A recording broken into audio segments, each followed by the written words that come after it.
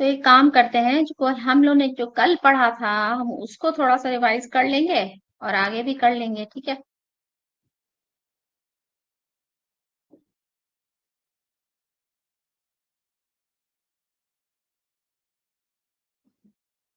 हम कल कहाँ पे थे रेवती जी? हमने कल पढ़ा था ना, प्राणायाम तक पढ़ा था। जी मैम। अच्छा, कितने तरह के प्राणायाम होते हैं? मैम 4 तरह के होते हैं। बाह्य वृत्ति, हाँ। आभ्यंतर वृत्ति, हम्म। हम्म। आभ्यंतर। हाँ जी, विषय छेदी। जी मैम। अच्छा, ठीक है। और ये बताइए कि प्राणायाम का कोई परिभाषा बताएं। प्राणायाम क्या होता है? कौन से सूत्र में लिखा हुआ है?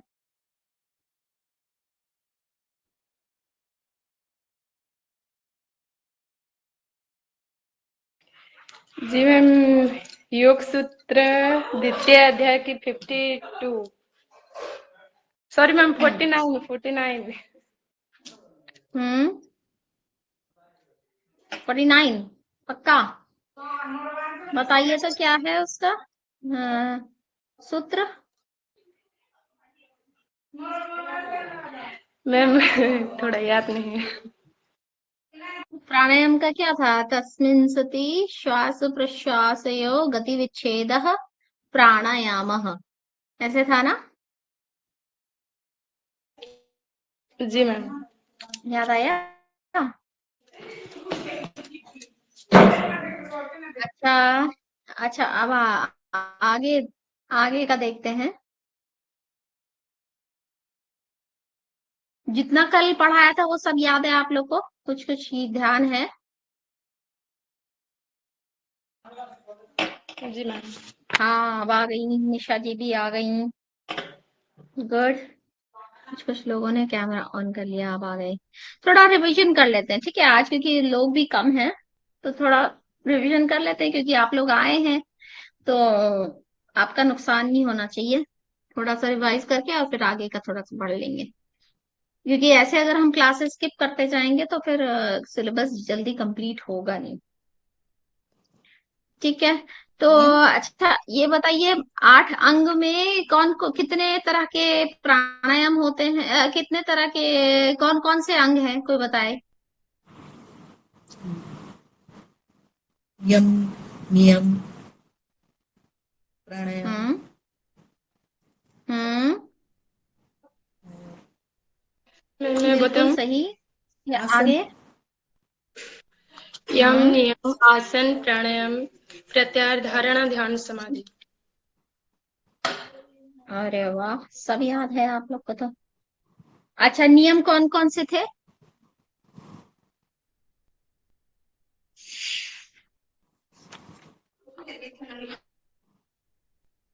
नियम कौन कौन से थे? कितने नियम थे? 5, 5 नियम है। 5 नियम है ना? कौन कौन से? सोच, संतोष, तपस, हम्म। स्वाध्याय। स्वाध्याय, शौच, संतोष, तप, स्वाध्याय, ईश्वर, प्राणिधान। ईश्वर प्राणिधान, ठीक है। और उसके बाद फिर 5 यम कौन कौन से थे? अहिंसा, सत्य, अहिंसा, सत्य, अस्तेय, सत्य, ब्रह्मचर्य, ब्रह्मचर्य, हाँ, करेक्ट। अच्छा। परिचर्या। और आसन की क्या परिभाषा थी? पूर्वक लंबे समय तक स्थिर बैठना। हम्म, हाँ, करेक्ट। इसका सूत्र कौन सा है? मैम ये एक चीज पूछना था, ये संस्कृत में ही याद करना होगा? देखिए, आप हिंदी में लिखोगे हम्म, कोई बात नहीं, हिंदी में आप लिख सकते हो। लेकिन अगर आप उसको कहते हैं ना कि अगर आप उसका सार समझना चाहते हैं, अच्छे से करना चाहते हैं, अच्छा परफॉर्म करना चाहते हैं, तो आप संस्कृत में जरूर से याद करिए, अगर अच्छा। आपको नॉलेज सच में गेन करना है। तो आपको संस्कृत वाला भी याद करना ही पड़ेगा। ठीक है, ज्यादा फायदा तभी उसी में ही है। आप पेपर में संस्कृत में लिखेंगे, जैसे बच्चों को हम लोग बोलते हैं ना कि बच्चे ने कोई सूत्र लिखा या कुछ श्लोक लिखा, अब वो हिंदी में उसका मतलब समझा देगा। आप भी, हम लोग भी जब छोटे होते थे तो हिंदी, अगर संस्कृत में कुछ लिख दिया तो उसका मैम एक्स्ट्रा पॉइंट दे देगी ना, एक्स्ट्रा मार्क्स दे देगी कि अरे वाह, इन्होंने तो देखो कितना बढ़िया सुंदर एक सूत्र लिखा है। तो वैसे ही अगर आप संस्कृत में याद करेंगे तो ज्यादा अच्छा है। ठीक है, वैसे बहुत मुश्किल नहीं है, स्थिर सुखम आसनम। और बहुत सिंपल सिंपल वाले, जो बहुत बेसिक वाले हैं, वो ही मैं आपको बता रही हूँ, जिनको आप आसानी से याद कर सकते हैं। ठीक है, ठीक है निशा जी। जी। ठीक है, तो स्थिर सुखम आसनम। अच्छा, अब आते हैं हम प्राणायाम। प्राणायाम में चार तरह के प्राणायाम महर्षि पतंजलि जी ने बताए, राइट। अब इसके बाद अगला जो है वो है प्रत्याहार। यम नियम आसन प्राणायाम प्रत्याहार, पांचवा। अब इसमें जो बहुत महत्वपूर्ण बात है वो मैं आपको बताती हूँ, इसको जरूर से नोट करिएगा।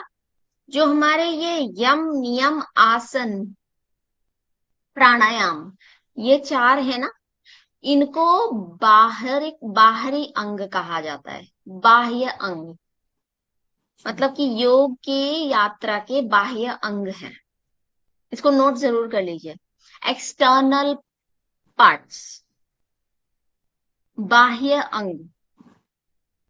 और धारणा ध्यान समाधि, ये तीन जो हैं ये आंतरिक अंग हैं। मतलब आप आपके मन के भीतर घुसना, ध्यान लगाना, वो क्या हुआ, आंतरिक अंग। तो पहले के जो चार हैं वो क्या है, बाह्य अंग है। बाह्य अंग। आखिरी के जो तीन है वो क्या है, वो आंतरिक अंग है। ये नोट जरूर कर लीजिएगा, ये सवाल आ सकता है परीक्षा में। और जो ये चौथा है, ये वाला जो है, सॉरी पांचवा, ये क्या है, ये तो बेचारा ना इधर रहा ना उधर रहा। ये एक्चुअली में ये ब्रिज होता है, सेतु बोलते हैं ना, सेतु। तो ये सेतु है बाह्य और आंतरिक अंगों के बीच में। प्रत्याहार। अब आप कहेंगे ये प्रत्याहार क्या होता है। प्रत्याहार का मतलब देखिए, हमारी जो इंद्रियां हैं, अब मैं अगर आपसे पूछूं कि हमारी कितनी इंद्रियां हैं, तो कौन बताएगा, आप में से कौन बताएगा, बताइए तो। पंचेंद्रिय मैम। पंचेंद्रिय। पांच इंद्रियां हैं। जी मैम। कौन कौन सी। थोड़ा याद है। अरे आप लोग तो मास्टर्स कर रहे हैं योग में। आंखें, हमारी ये एक सेंस ऑर्गन्स होते हैं ना, sense organs. Eyes, ears, nose, tongue और स्किन, हमारी ये पांच सेंस ऑर्गन्स होते हैं जिनसे हम फील करते हैं, देखते हैं, सुनते हैं, टेस्ट करते हैं और सूंघते हैं। ये हमारे पांच सेंस ऑर्गन्स हैं। ठीक है, तो ये जो हम, हमारे ये जो सेंस ऑर्गन्स हैं, ये बाहर की ओर, मतलब बाहरी दुनिया को, हमारी आंखें जो हैं वो बाहर की दुनिया को देखना चाहती हैं। बाहर की ओर है ना, बाहरी दुनिया को देखना चाहती हैं। हमारे जो कान है वो, अगर कुछ देर तक आप किसी की आवाज नहीं सुनो, कितना अजीब लगता है ना, कि लगेगा कि अरे इतना सन्नाटा क्यों हो रहा है, इतनी शांति क्यों हो रही है। हमारी आंखों को, हमारे कानों को बाहर की दुनिया देखने की, सुनने की, टेस्ट, हमारे टेस्ट बड्स को देखिए आप, ये कैसे होते हैं। इनको चाहिए हमेशा कुछ खट्टा मीठा, कुछ बहुत तीखा चटपटा कुछ मिलता रहे। आजकल तो वैसे भी फेस्टिवल सीजन है, अब कुछ दिनों में खूब सारे त्योहार होंगे तो मिठाई खानी है, चाट पकौड़े खाने हैं। हमारी जीवा जो है हमेशा इन सब चीजों के ताक में रहती है कि कब हमें मीठा मिल जाए, कब हमें तीखा मिल जाए, कब हमें चटपटा मिल जाए। राइट। तो इस तरह से जो हमारे सेंस ऑर्गन्स हैं, ये बड़े इनकी इच्छा होती है बाहर की चीजें करने की। तो ये बाहर की ओर outwardly turning, they are outwards, they are turned outwards.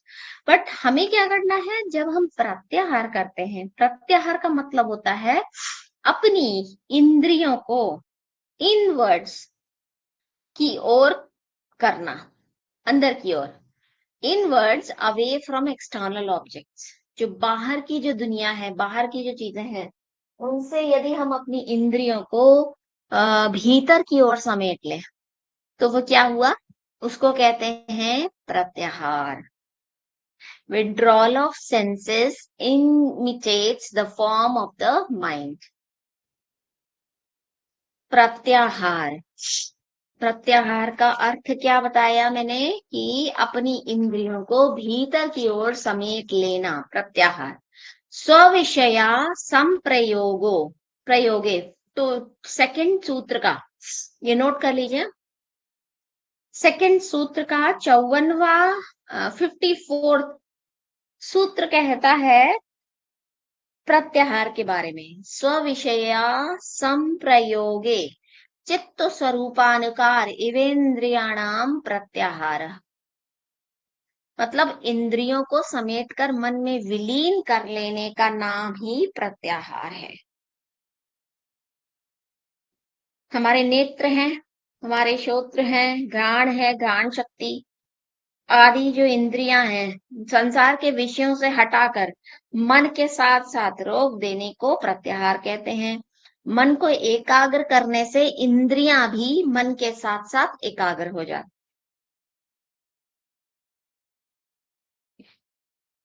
अब सेकंड सूत्र का, ये दो सूत्र आपको ध्यान रखने हैं। सेकंड सूत्र का 54, सेकंड चैप्टर का 54th और सेकंड चैप्टर का 55th, 55 और 55। ठीक है। 55 क्या कहता है? ततः परमा वश्यते इंद्रियाणाम, ततः परमा वश्यते इंद्रियाणाम। यानी प्रत्याहार सिद्ध हो जाने पर, प्रत्याहार जब आपने सिद्ध कर लिया ना एक योगी ने, तो योगी की इंद्रियां उसके सर्वथा वश में रहती हैं।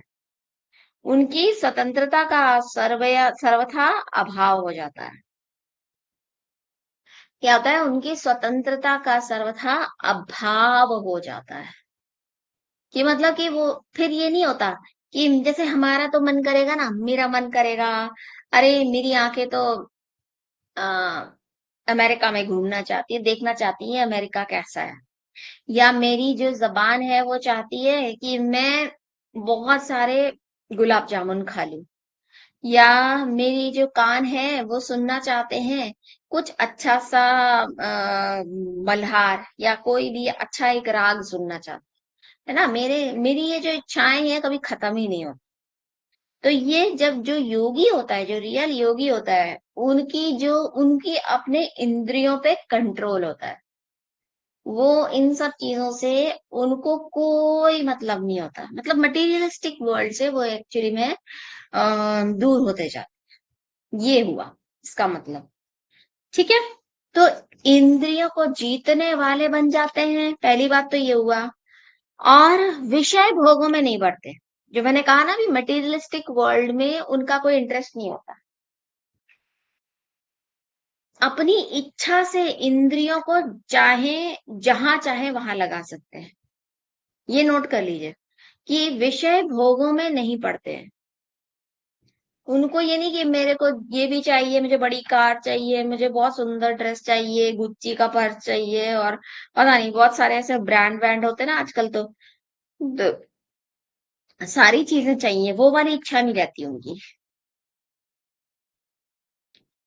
और पूर्ण एकाग्रता से ध्यान कर सकते हैं। जो योगी होते हैं, जो अपनी सेंसेस पे कंट्रोल रखते हैं, वो पूर्ण एकाग्रता से काम करते रहते हैं।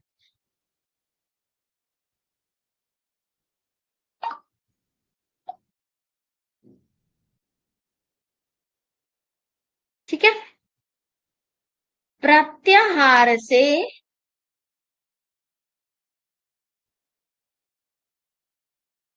इंद्रियों की परम वशता हो जाती है। ये हम समझ गए। ठीक, आप लोग को थोड़ा थोड़ा समझ में आ गया। प्रत्याहार का एक बड़ा महत्वपूर्ण सूत्र है, जो कि मैं अक्सर मेंशन करती हूँ अपने क्लासेस में। भगवत गीता का एक सूत्र है, एक श्लोक है, यदा संहर्त, दूसरे अध्याय का 58वां श्लोक, सेकंड चैप्टर का 58th श्लोक है। वो बड़ा महत्वपूर्ण है इसमें प्रत्याहार को समझाने में। ये कहता है, यदा संहर्ते चायो चायो कर्म अंगानि यदा संहर्ते कूर्मो अंगानि सर्वशः इंद्रियाणि इंद्रियार्थे अभ्यस्तस्य प्रज्ञा प्रतिष्ठिता। यानी कि जैसे जो कछुआ आपने देखा है, हम सब ने कछुआ देखा है। कछुए का क्या नेचर होता है? वो जैसे ही खतरा देखता है, वो अपने कोकून, अपने शेल के अंदर खुद को बिल्कुल घुसा लेता है। वो जो बॉडी होती है उसकी, जो सॉफ्ट बॉडी होती है, उसको बिल्कुल अपने शेल के अंदर घुसा लेता है, प्रोटेक्शन में आ जाता है।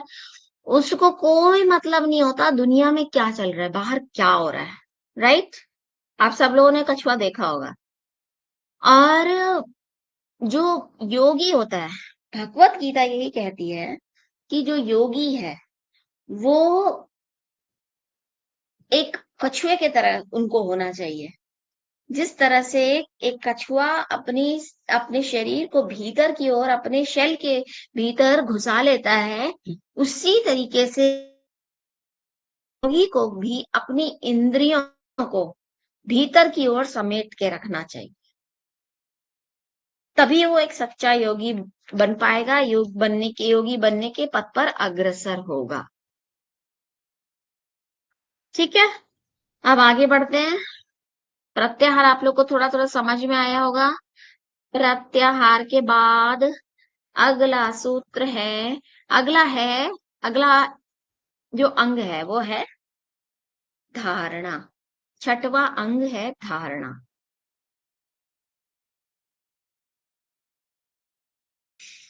धारणा का एक सबसे महत्वपूर्ण सूत्र लिखिए, तीसरे अध्याय का पहला सूत्र। पतंजलि योग दर्शन में तीसरे अध्याय का पहला सूत्र क्या है? देशबंध चित्तस्य धारणा। यानी कि शरीर के भीतर या बाहर या किसी स्थान पर ध्यान को लगाने का नाम धारणा कहलाता है। ठीक है, बाइंडिंग द माइंड, ये देखिए इस स्लाइड में भी लिखा हुआ है, binding the mind to a particular object और प्लेस। और वो ऑब्जेक्ट क्या हो सकता है? वो कुछ भी हो सकता है। आपका नेवल चक्रा हो सकता है, या हार्ट लोटस हो सकता है, या फोरहेड की लाइट हो सकती है, टिप ऑफ नोज हो सकती है, या शरीर का कोई भी अंग। आप जैसे त्राटक क्रिया करते हैं ना, त्राटक क्रिया आप लोगों में से किसी ने सुना होगा। त्राटक क्रिया में क्या है? एक पॉइंट पे फोकस करते हैं। उसी तरीके से धारणा का अर्थ हुआ कि शरीर के भीतर या बाहर या किसी स्थान पर ध्यान को लगाने का नाम धारणा होता है। ठीक है, अब जैसे कि वो हमने कहा ना, नाभि चक्र पे हो सकता है, हृदय कमल पे हो सकता है, या शरीर के भीतरी प्रदेश पे, या बाहर में आकाश में सूर्य चंद्रमा आदि, या किसी देवता के मूर्ति पर, पदार्थ, किसी पे भी हम ध्यान लगा सकते हैं। उसको क्या कहेंगे? धारणा। धारणा में व्यास जी की कमेंट्री में है, concentrating the mind instinctively at fixed places. Vyas ji का जो भाष्य है वो कहते हैं कि कॉन्सेंट्रेट करना, अपने माइंड को, अपने मन को किसी भी एक पॉइंट पर, किसी भी एक क्या बोलते हैं उसको, किसी भी एक पदार्थ पर फिक्स करना, वो ही होता है धारणा। धारणा is the mental process of focusing the mind on a goal. किसी भी एक पॉइंट पे आपने फिक्स कर लिया, वो हो गया धारणा। ठीक, अब ये समझिएगा, अगला क्या है? ध्यान। ध्यान, ध्यान किस संस्कृत वर्ड से, एक संस्कृत रूट वर्ड है इसका, ध्या। धिया, देखिए क्या लिखा हुआ है, धिया चिंतयम। धिया चिंतयम मीन्स कॉन्टेम्पलेशन। अब आप में से कोई मुझे समझाएगा कि आप में से किसी को पता है, कोई आइडिया है कि कॉन्टेम्पलेशन का क्या मतलब होता है? कोई बता सकता है?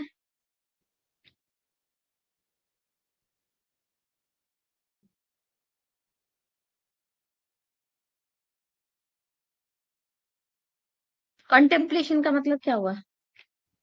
कॉन्टेम्पलेशन का मतलब हुआ जैसे कि आप कह रही है मनन या चिंतन करते हैं ना, बैठ के चिंतन किया, किसी भी बात को लेकर के हम सोच रहे हैं कुछ भी, कोई आपके मन में, मैं एक एग्जांपल दूं जैसे कि अच्छा, रेवती जी के मन में आया कि मैं आगे आज से 5 साल बाद मैं अपने आप को कहाँ देखती हूँ।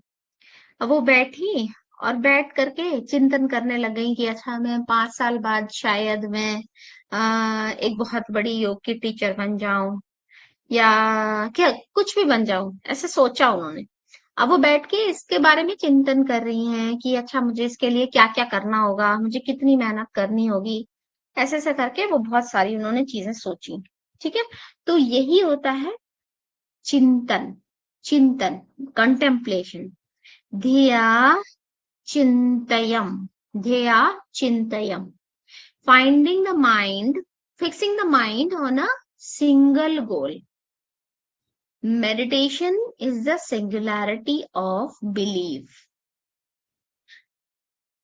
आपको एक चीज समझ में आई? धारणा और ध्यान में बहुत ज्यादा फर्क नहीं होता है। ध्यान क्या हुआ, जिस वस्तु में चित्त को लगाया जाता है उसी में चित्त का एकाग्र होना, ये ज्ञान ही ध्यान है। ध्यान में इस बात की प्रतीति रहती है कि मैं ध्यान कर रहा हूं, ध्यान की प्रक्रिया चल रही है, मतलब आप कॉन्शियस हैं, आपको पता चल रहा है कि मैं ध्यान कर रहा हूं। ठीक है, और देह स्पष्ट रूप से दिखाई देती है। ध्यान की अवस्था में 3 बातों की प्रतीति होती है।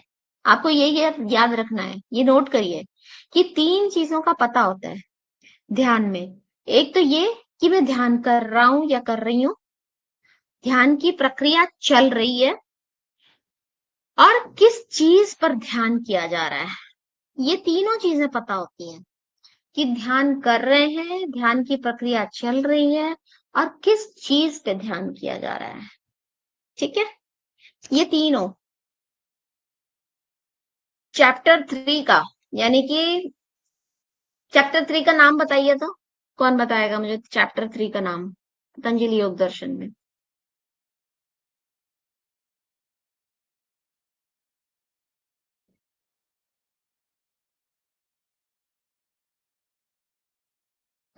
ऐसा ना हो कि मैं ही बोले जा रही हूँ, आप लोग भी सुन रहे हैं कि नहीं, मुझे पता तो चले।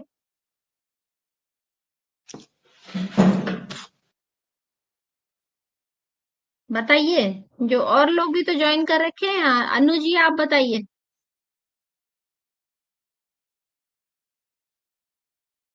अनु जी, निशा जी,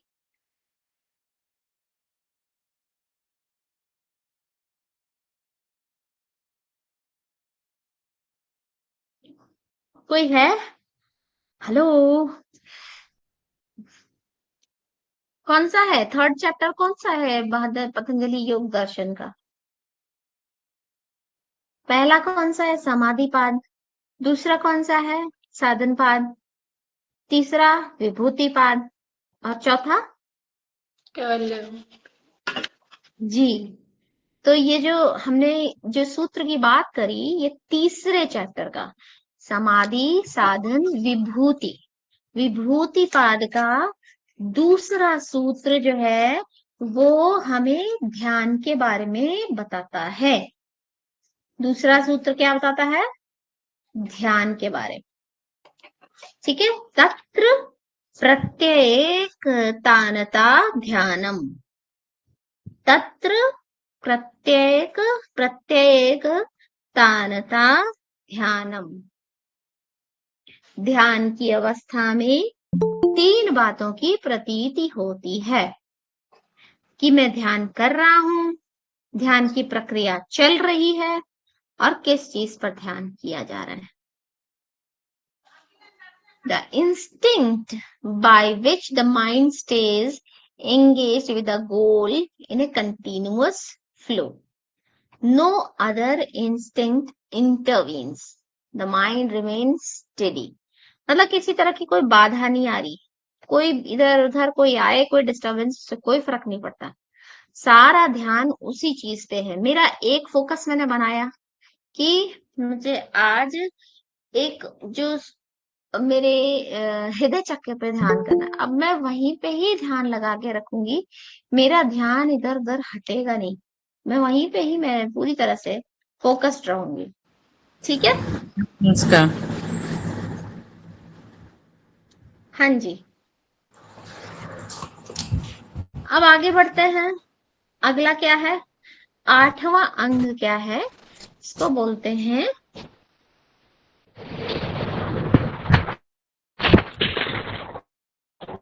समाधि।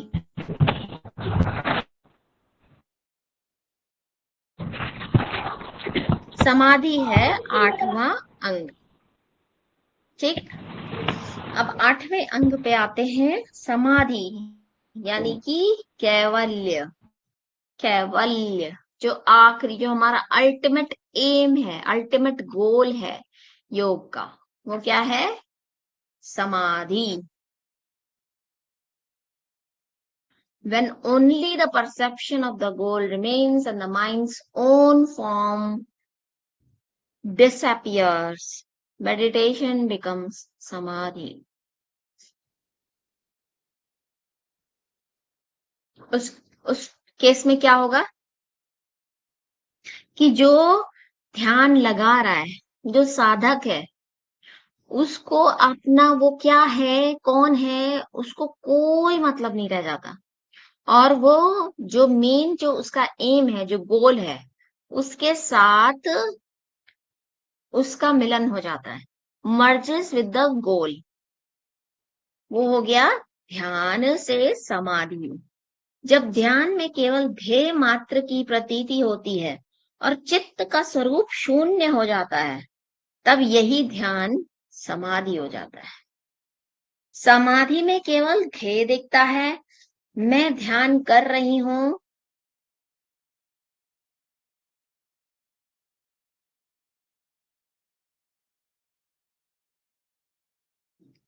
ध्यान की प्रक्रिया चल रही है, इन बातों की प्रतीति समाप्त हो जाती है। अब कोई फीलिंग, कोई चीज रही नहीं, जीव रूप परमात्मा रूप हो जाता है, मतलब सब एक हो गए। वही होता है समाधि का अंतिम, ये योग का अंतिम लक्ष्य है। अगर आपसे कोई पूछे योग का अंतिम अंतिम लक्ष्य क्या होता है, तो आप में से कोई बता सकता है क्या होता है? बताइए रेवती जी, आप ही का कैमरा ऑन है, आप ही सुन रहे हो। जी मैम, समाधि जो है वो आध्यात्मिक अवस्था होती है ना। हाँ, आध्यात्मिक अवस्था होती है और वही अंतिम लक्ष्य होता है, राइट। जी मैम। वही योग की, जैसे हमारी जो साधना है, उसका अंतिम लक्ष्य कहा जाता है समाधि। ठीक है, जी मैम। अच्छा आगे बढ़ते हैं। आगे ये कि अच्छा, इसका सूत्र भी है एक, इसका तीसरे अध्याय का तीसरा सूत्र, उसमें आपको मिल जाएगा जो कंटेंट, लेकिन आप नोट कर लो। तीसरे अध्याय का तीसरा सूत्र जो है वो समाधि का सूत्र है। स्वरूप शून्यवमविर समाधि।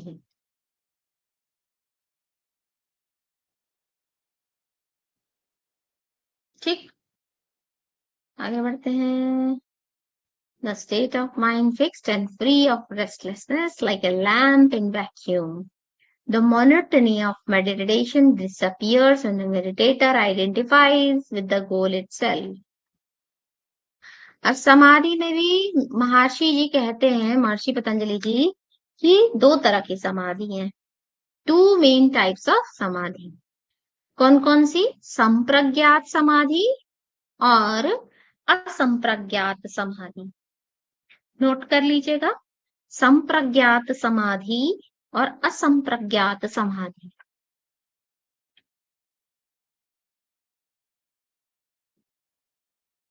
मैम एक बार रिपीट करिए। हाँ, दो तरह की समाधि है। पहला है संप्रज्ञात समाधि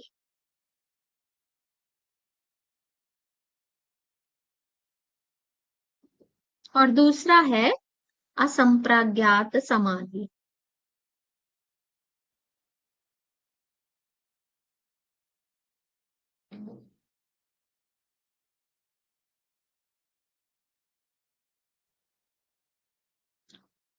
संप्रज्ञात समाधि क्या है? बीज गुण के साथ होती है।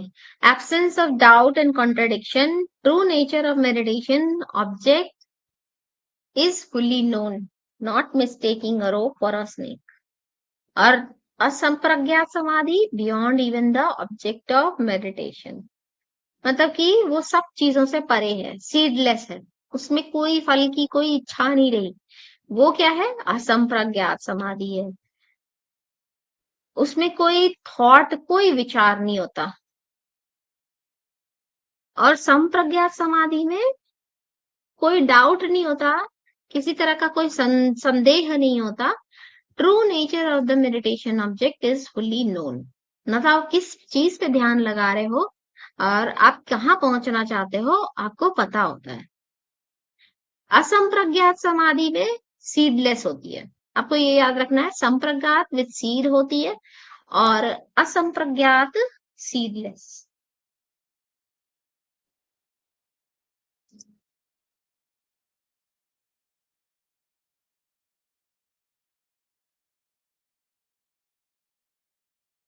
ठीक है।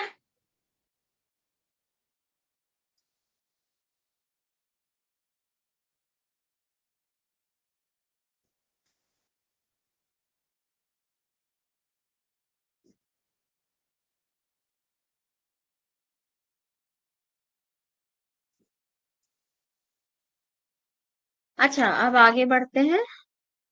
अच्छा, 6, 6, 10 हो गए हैं। मुझे लगता है कि आज के लिए इतना ही काफी है।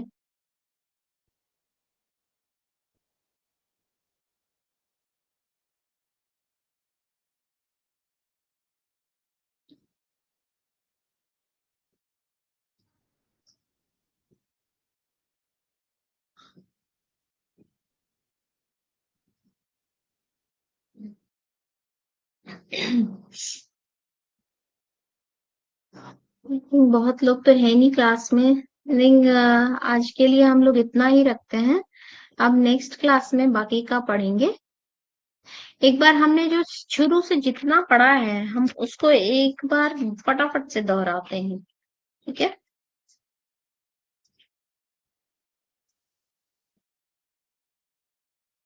सबसे पहले ये बताइए कि योगः कर्मसु कौशलम ये क्या है?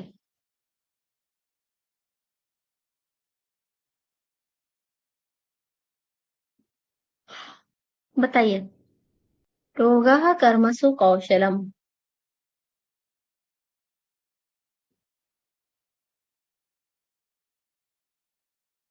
कोई बताएगा? माइक अनम्यूट करके बताइए।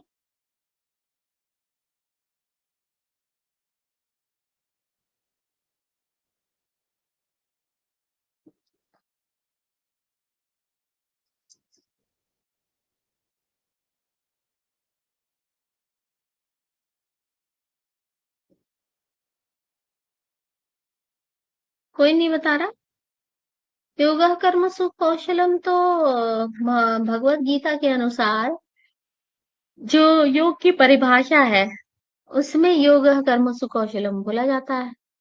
दूसरे अध्याय का एक सूत्र है, ये बड़ा महत्वपूर्ण सूत्र है, जिसका कहने का मतलब ये है कि कार्य में कुशलता ही योग होता है। और समत्वम योग उच्यते, ये भी हम लोगों ने पढ़ा है। समत्वम योग उच्यते यानी कि सुख और दुख में समान रहना ही योग कहलाता है। राइट, एक सेकंड रुकिएगा।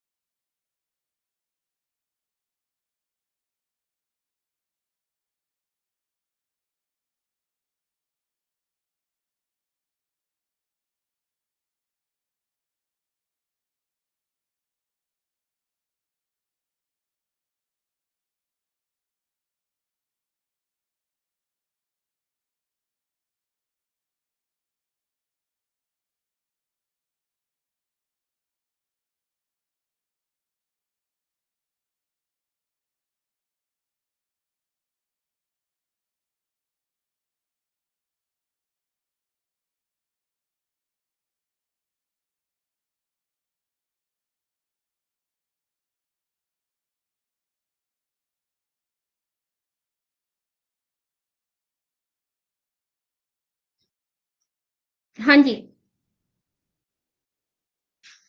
अच्छा, ये बताइए निशा जी, बताइए अपरिग्रह क्या होता है?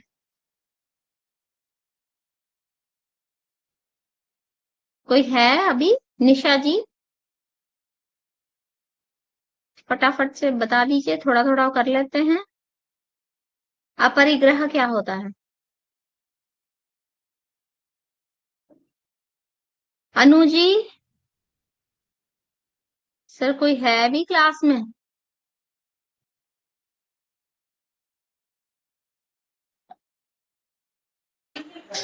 जी मैम, मैम संचय अपरिग्रह इज बेसिकली नॉन अटैचमेंट। किसी चीज को जब हमारे अंदर कोई इच्छा नहीं रहती किसी चीज को पजेस रखने की, उसे अपरिग्रह कहते हैं। नहीं, थोड़ा सा अंतर है। और कोई बताएगा? रेवती जी बताइए। संचय वृत्ति का ये जो त्याग ही मैम, संचय वृत्ति का त्याग ही अपरिग्रह है। हाँ, मतलब ये कि देखिए, अनावश्यक सामग्री का संचय न करना, ये कहलाता है अपरिग्रह, है ना। आपने जैसे अननेसेसरी इसको एसिमुलेट करते गए, सामान आपने इकट्ठा करते चले गए, और फिर आपने क्या किया कि आपके पास ऑलरेडी बहुत है और फिर भी आप इकट्ठा किए जा रहे हो, तो वो होता है परिग्रह। तो ओके। हाँ, योग में महर्षि पतंजलि जी कहते हैं कि हमें अपरिग्रह सीखना है, फॉलो करना है। ये पांचवा यम है। यस ठीक मैम, है। फिफ्थ यम, यस। हाँ, और अस्तेय क्या होता है?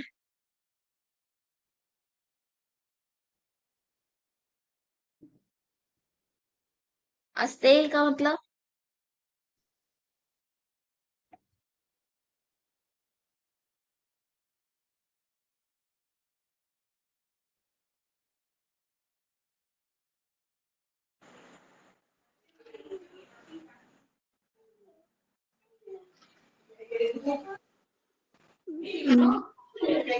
मैम अस्तेय का अस्तेय, मतलब होता है चोरी ना करना। हाँ, नॉन स्टीलिंग बेसिकली। चोरी ना करना, उचित पारिश्रमिक ना देना भी चोरी है। दूसरे के स्वामित्व का अपहरण करना, छल से या अन्याय पूर्वक अपना बना लेना भी चोरी कहलाता है। ठीक है। Yes ma'am.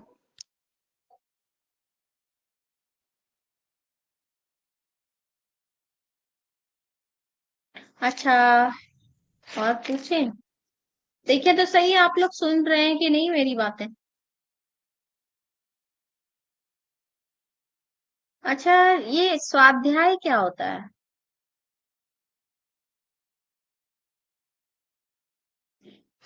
खुद को अध्ययन करना। मैम जब हम सेल्फ स्टडी करते हैं, जब अपने आप को अपने भीतर झांक के अपने आप को देखते हैं, अपना अध्ययन करते हैं। हम्म।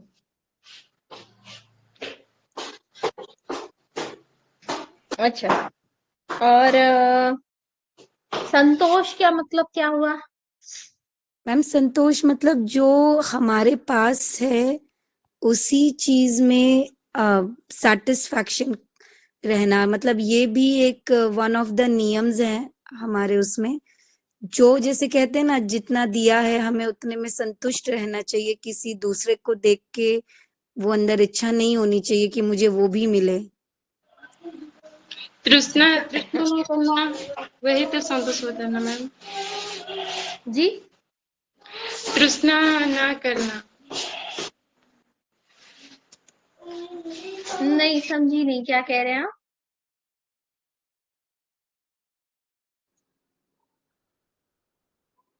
जी नहीं मैम, मैं समझ ये पाई। तृष्णा तृष्णा ना करना ही संतोष होता है। हाँ हाँ, करेक्ट करेक्ट। वो मुझे समझ में नहीं आ रहा था कि आप क्या कह रही हैं। आसक्ति नहीं रखना, तृष्णा ना करना, संतोष। ठीक है। अच्छा, आसन का वो मुझे ये बताइए, सूत्र बताइए, आसन का सूत्र। स्थिर सुखम आसनम। नंबर?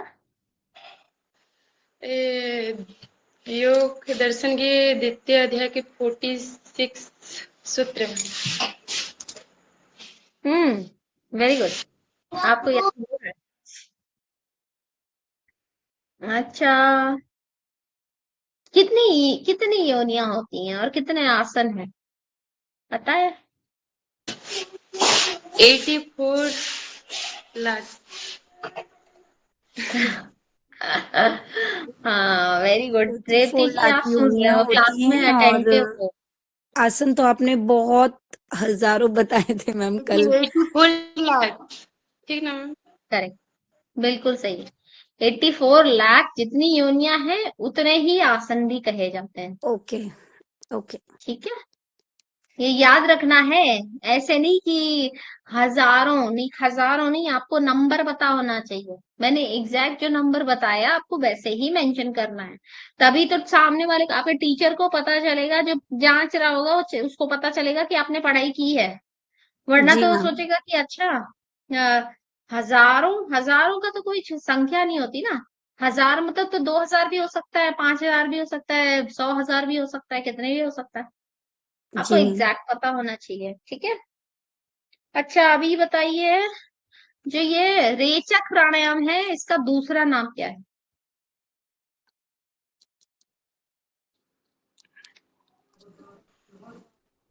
बाह्य वो वृत्ति। बाह्य वृत्ति, हाँ।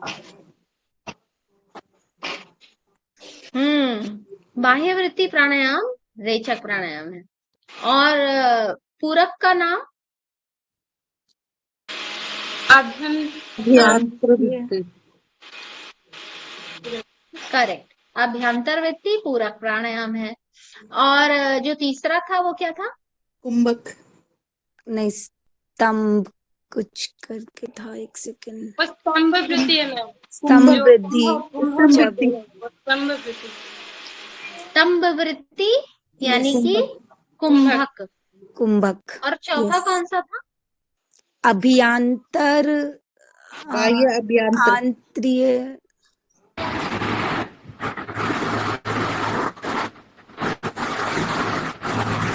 बताइए, चौथा कौन सा था? बाह्य अभ्यंतर विषयाक्षेपी। बाह्य अभ्यंतर। ओके। बाह्य अभ्यंतर विषयाक्षेपी, ठीक है। चलिए, आप लोगों ने इतना याद कर लिया, वेरी गुड। अब हम आगे, इसके आगे अभी आज नहीं पढ़ेंगे। अब हम अगले क्लास में पढ़ेंगे, क्योंकि आज आज लोग भी कम है तो इसलिए अब अगले क्लास में कंटिन्यू करेंगे, नया टॉपिक हम शुरू करेंगे। जी मैम। जी प्रत्याहार में प्रत्याहार का जो एक महत्वपूर्ण श्लोक बताया था मैंने, कौन सा है वो?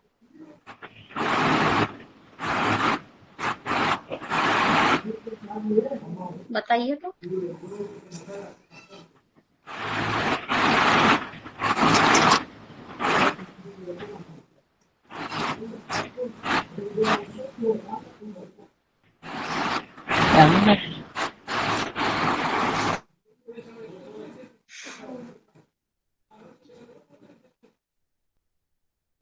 बताइए बताइए, प्रत्याहार का क्या श्लोक था?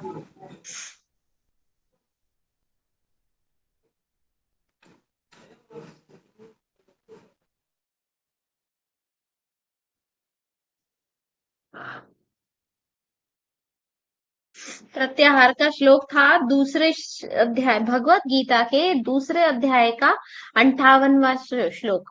यदा संहर्ते कूर्मोच्च अंगानि सर्वशः, यदा संहर्ते चायं कूर्मो अंगानि सर्वशः, इंद्रियाणि इंद्रियार्थे अभ्यस्तस्य प्रज्ञा प्रतिष्ठिता।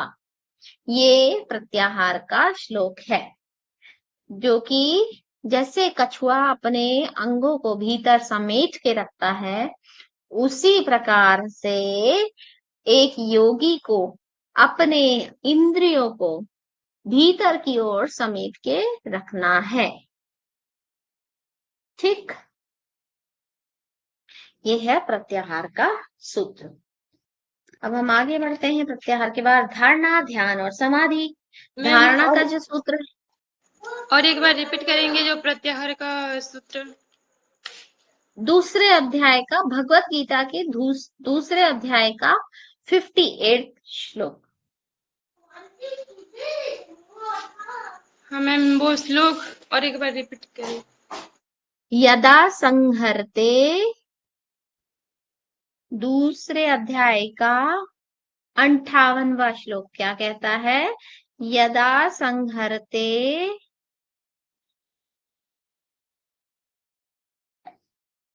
यदा संहरते कूर्मो अंगानि सर्वशः,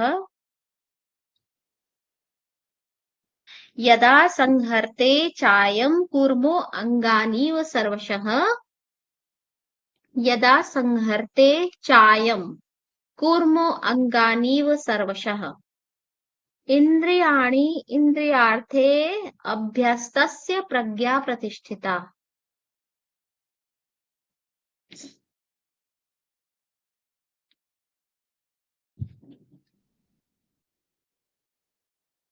ठीक, नोट किया? इंद्रियाणि इंद्रियार्थे अभ्यस्तस्य प्रज्ञा प्रतिष्ठिता। अब गूगल पे आप सर्च करोगे ना, आपको मिल जाएगा। उसके 2 का 58 डालोगे ना, तो आपको उसका प्रोनाउंसिएशन के साथ में आपको पता चल जाएगा। बस आप सूत्र का नाम, नंबर याद कर लीजिए। दूसरे अध्याय का 58 सूत्र। ठीक है, ठीक है, वेरी नाइस। चलिए, अब आज की क्लास हम यहीं समाप्त करते हैं। आप सभी को नवरात्रि और दशहरे की बहुत बहुत बहुत सारी शुभकामनाएं। आप सब खूब अच्छे से पढ़ाई करते रहिए, रेगुलर रहिए क्लास में। कुछ लोग तो बहुत अटेंटिव हैं, मैं देख रही हूँ, और कुछ लोग का मुझे पता नहीं होता, क्योंकि कैमरा ऑफ रहता है, इसलिए पता नहीं है कि कौन सुन रहा है कि नहीं सुन रहे हैं। तो रेगुलर रहिए क्लास में, और जितनी चीजें मैं बोलती हूँ उसको जरूर से नोट डाउन करिए। ठीक है, आप लोग बहुत अच्छे बच्चे हैं, सब अच्छे स्टूडेंट्स हैं। ऑल द बेस्ट आप सभी को। एक बार प्रार्थना कर लेते हैं कक्षा के अंत में। आप में से कोई भी एक मंत्र के साथ में हम इस क्लास को एंड करते हैं। कौन करवाएगा? शांति पाठ कर लेते हैं।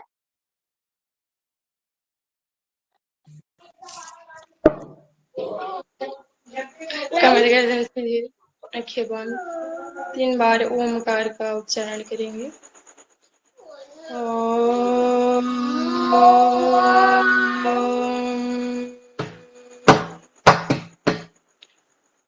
ओम।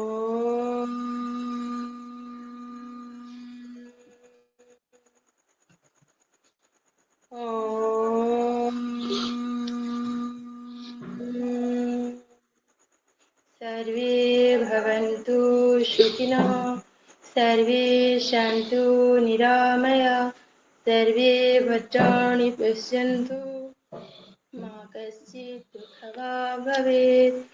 ॐ शान्तिः शान्तिः शान्तिः। अपने दोनों हाथों को रख करिए, इस गर्माहट को अपने चेहरे के ऊपर महसूस करिए।